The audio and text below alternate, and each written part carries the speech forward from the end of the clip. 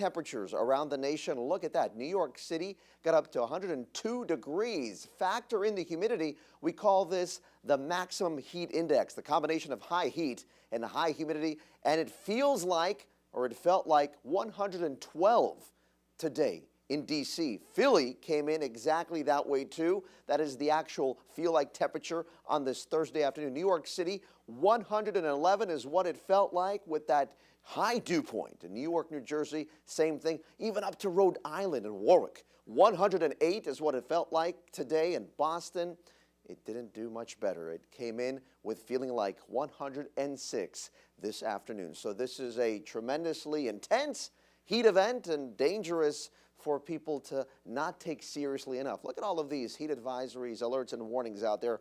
Extreme heat warnings are up until Saturday night for this chunk of the nation, including many tens of millions of people that will be under the heat, not just during the day, but at night. Some neighborhoods will not get lower than 80, especially around New York City and places in between D.C.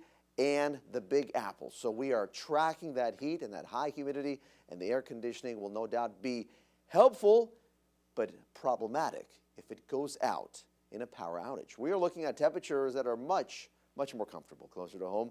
And today, only getting up into the low 90s for a large chunk of the South Valley.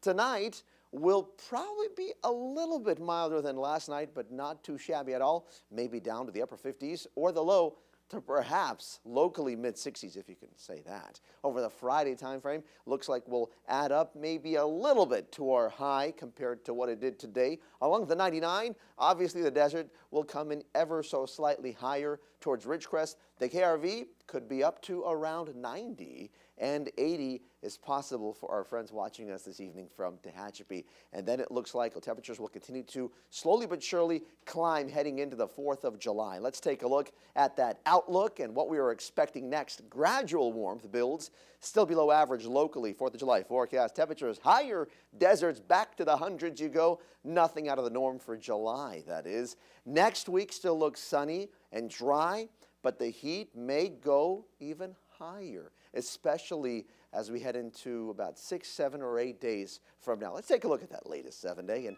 you can see that sunshine on Friday. We are watching the possibility of clouds coming in for Saturday associated with what is currently Tropical Storm Douglas. Keep a close eye on that. Highs may creep up so slightly, but just basically taking us to average, which is 97, maybe give or take a degree or two, and then staying there right through much of early to middle parts of next week for the South Valley area. The mountains will be warming up too, most likely at least at 80 tomorrow, if not a few degrees higher.